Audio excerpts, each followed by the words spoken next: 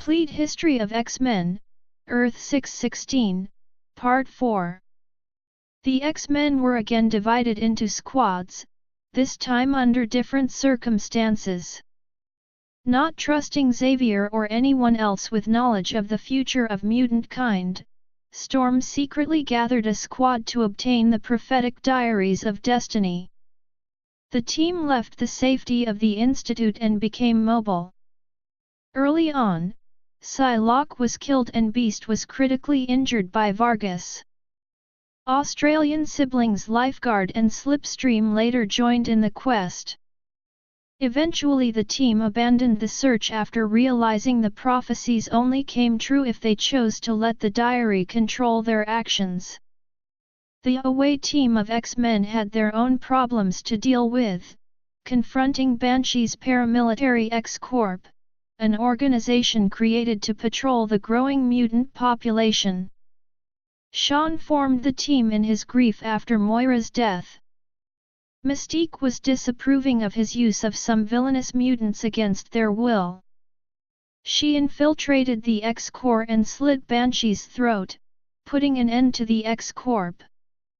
Mutant prostitute Stacy X briefly joined the team after her brothel was destroyed by the mutant-hating Church of Humanity. Later, a reformed Juggernaut, a psychotic Polaris, Northstar, and Havoc joined the team. A new nemesis for the X-Men arrived in the form of Cassandra Nova, Xavier's twin sister whom he killed in the womb. The fetal Xavier recognized her as inherently evil, his own personal Mumia Draei, and strangled her until she was delivered stillborn. Very powerful, Cassandra remained alive but weak, until decades later when she was finally able to create a Shinnok body. Cassandra Nova resurfaced in South America and activated a forgotten master mold, manufacturing immense sentinels to attack Genosha. Magneto, alive but paralyzed from Wolverine's attack, could do nothing but watch as the entire island along with 16 million mutants were exterminated. Emma Frost appeared at first to be the only survivor due to her sudden mutation of diamond hard skin. Many mutants around the world began mutating further and gaining new powers. Dr. McCoy labeled them as secondary mutations. Other secondary mutations noted were Phoenix's returned telekinesis and Beast's more feline appearance. Cassandra Nova was brought into custody by Cyclops and Wolverine, but managed to break free at the Xavier Institute and switch bodies with Charles Xavier. In Xavier's body, she shot her previous body to near death.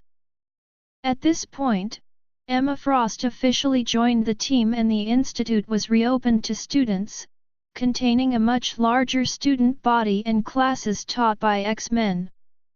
On live television, Cassandra Nova, as Xavier, admitted to the world he and all residents at the institute were mutants, revealing the X-Men's best-kept secret. Only the Beast suspected anything was wrong, and Cassandra Nova took control of Beak and had him beat him into a coma before she left on Lilandra's starship for the outer reaches of space. Jean Grey assumed the role of headmistress at the institute and promptly drove off an attack by the U-Men, humans who graft mutant tissue to themselves. During her defense of the school, Jean manifested the Phoenix Raptor. Meanwhile, Cyclops and Emma Frost were captured by John Sublime, leader of the U-Men, as he forced Martha the mutant brain to telepathically subdue the X-Men. Both managed to escape, and a freed Martha manipulated Emma Frost into dropping Sublime off of his skyscraper. Beast finally awoke from his coma to warn his teammates Xavier's mind has been trapped in Nova's dead body. Chinese healer Korn accepted an invitation to join the X-Men in time for another bout with Cassandra Nova.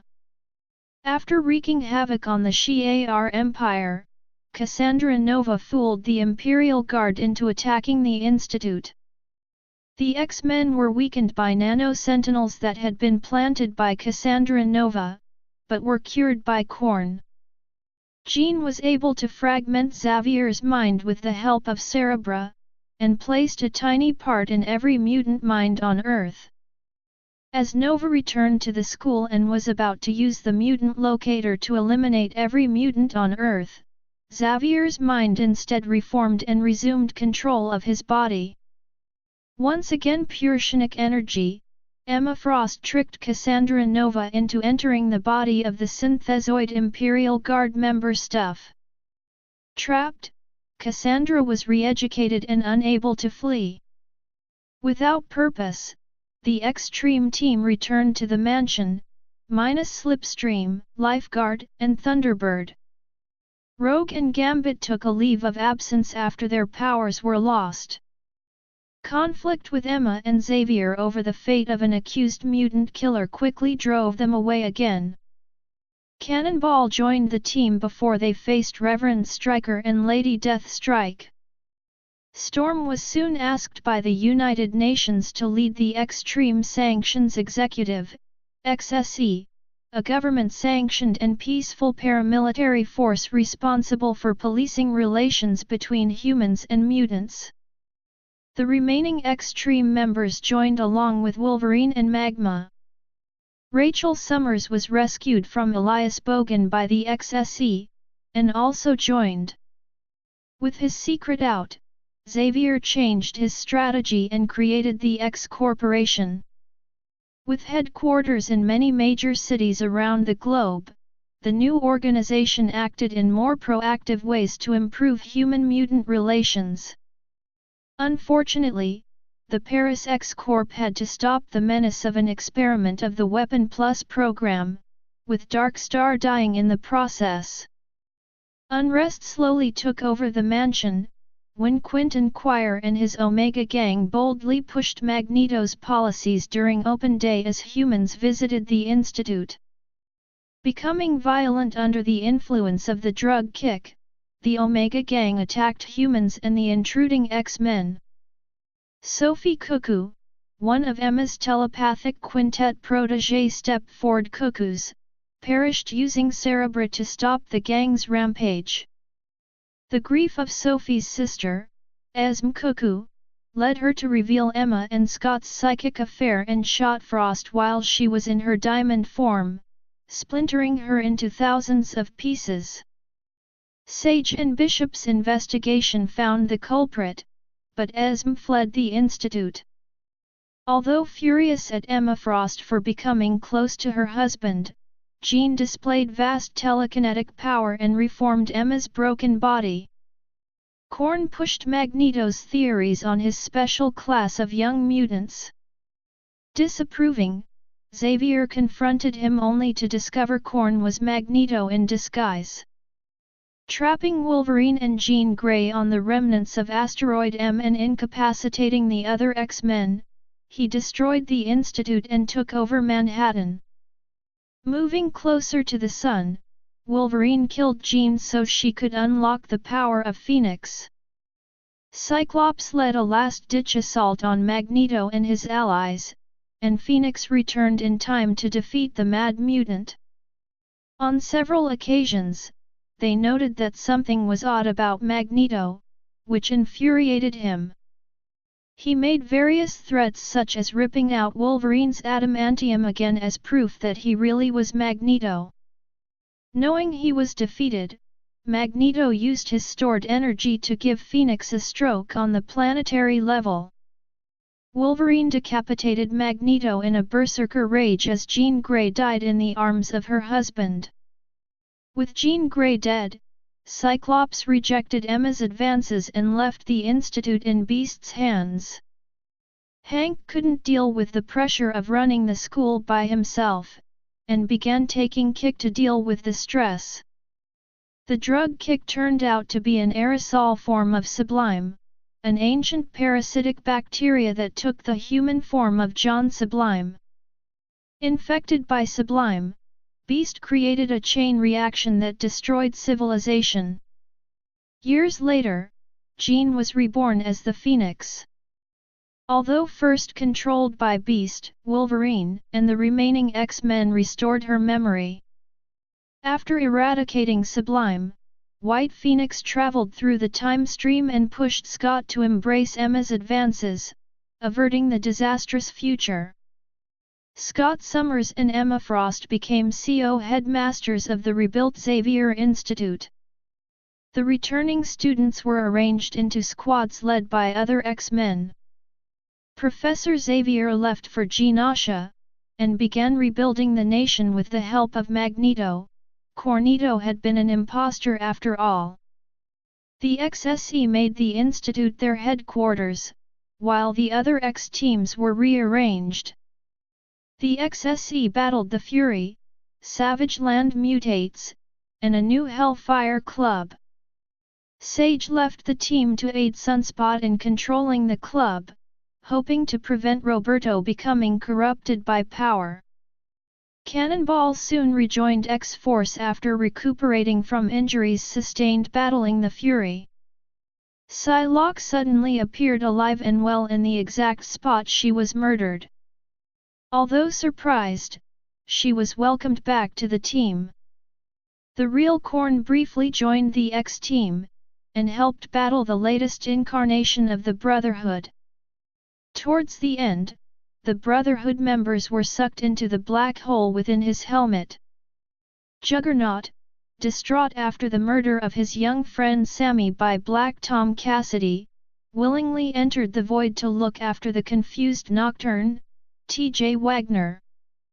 Cyclops' team ditched the leather costumes to bring back spandex, trying to amaze humans and appear more like superheroes. The team faced the extraterrestrial threat of Ord and Geneteka's mutant cure. Shadowcat discovered Colossus very much alive within Geneteka's research facility, and he rejoined his friends. Later, the Danger Room became sentient and tried to murder the X-Men. The Scarlet Witch lost control of her reality warping powers and destroyed the Avengers in the process. Magneto took his comatose daughter to Genosha, though neither Xavier nor Doctor Strange could help her. With the combined new Avengers and astonishing X-Men arriving on Genosha to deal with Wanda's increasingly worrisome actions, Quicksilver manipulated his sister to create the House of M, a reality where mutants ruled over baseline humans. Though the world seemed perfect, Wolverine began to suspect something was wrong. With the help of young mutant Layla Miller, the X-Men and other heroes remembered their past lives. The enlightened heroes commenced an attack on Magneto's Genoshan headquarters and tried to find the missing Professor Xavier.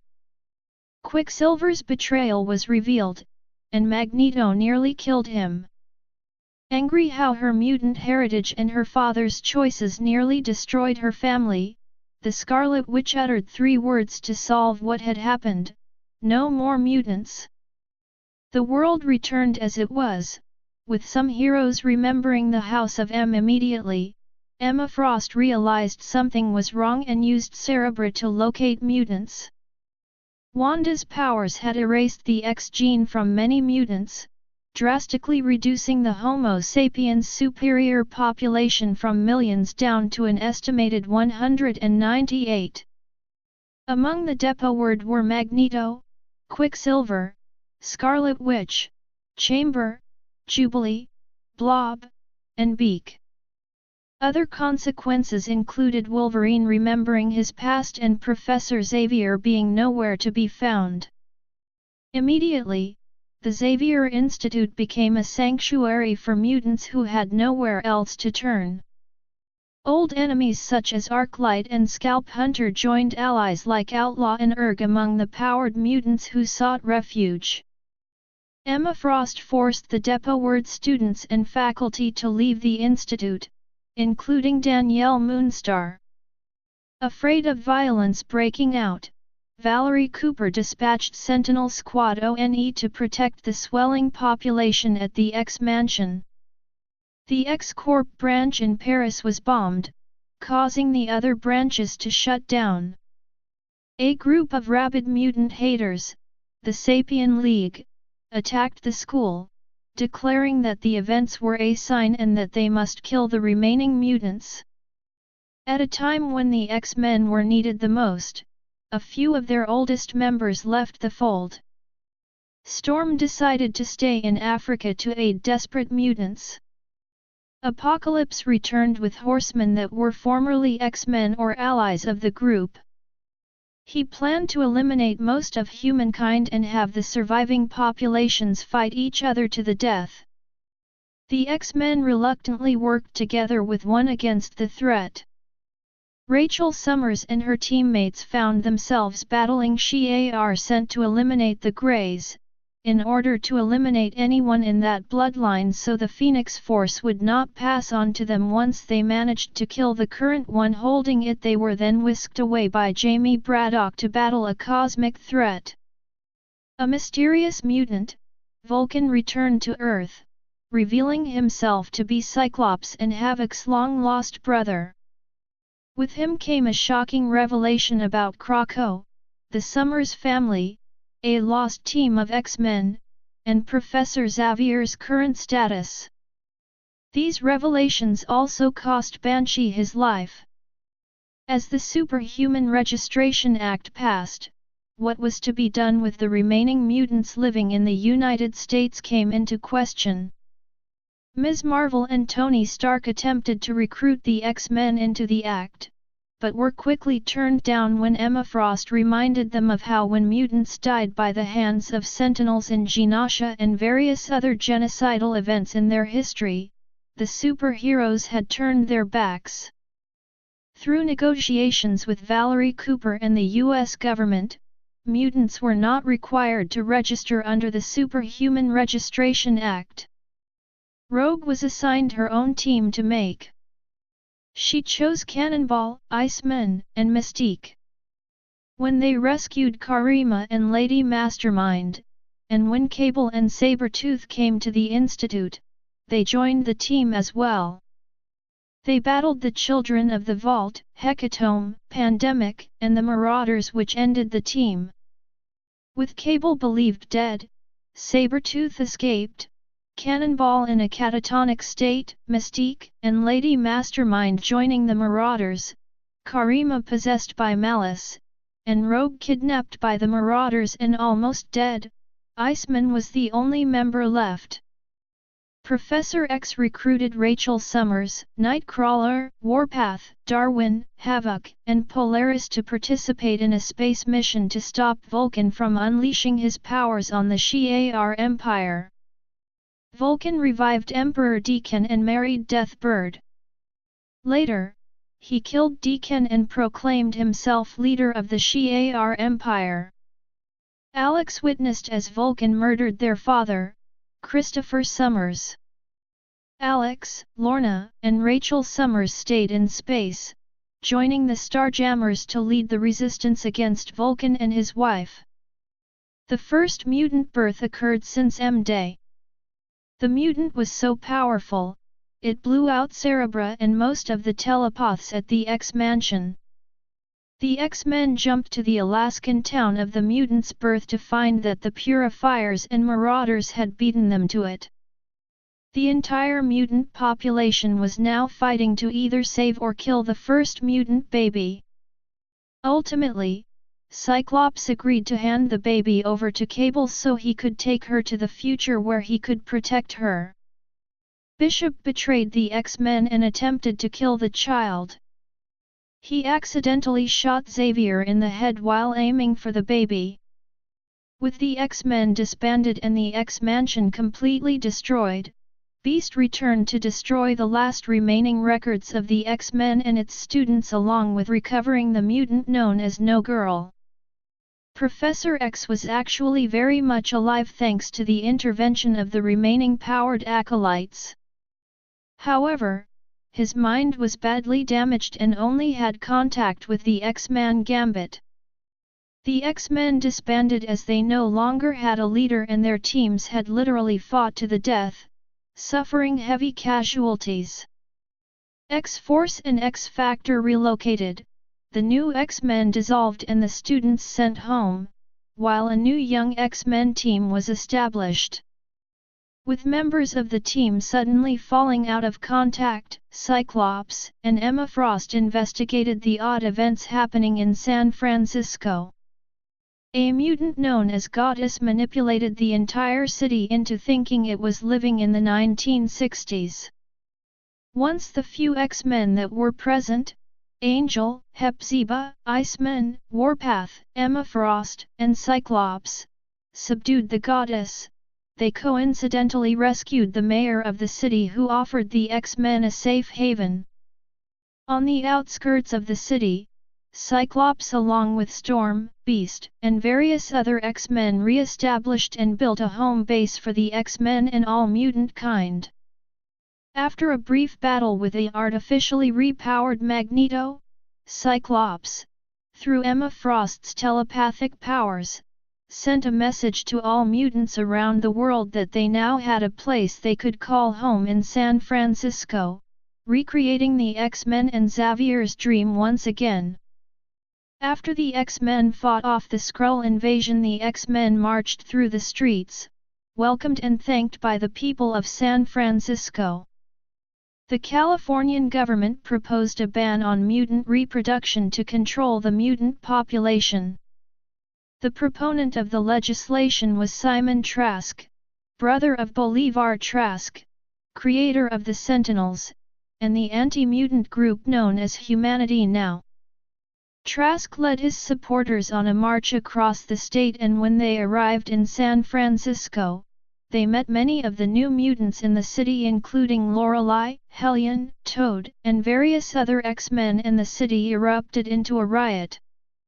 Emma Frost, part of Norman Osborn's cabal, was asked by Osborn to keep the mutant population under control, but she failed to do so.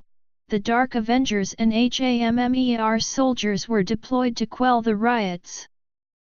As a result, Beast was arrested and detained. Osborn also contacted Frost and placed her in charge of her very own group of X-Men, while simultaneously publicly having a wheelchair-bound Charles Xavier ask Scott Summers to surrender for arrest. Cyclops resisted arrest and retreated back to Graymalkin Industries along with the rest of the X-Men as they were forced to battle members of the Dark Avengers.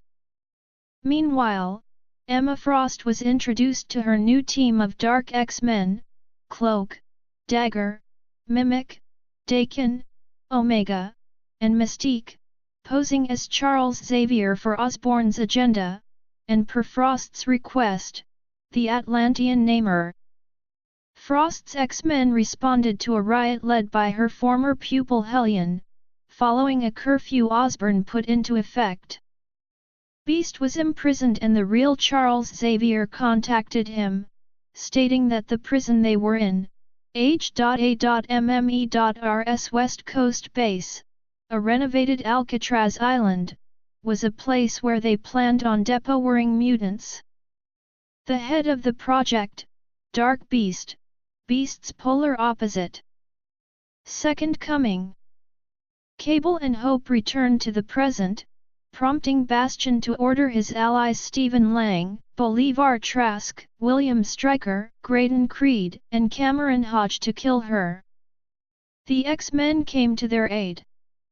Rogue and Nightcrawler were able to escape with Hope. Bastion brutally beat Rogue.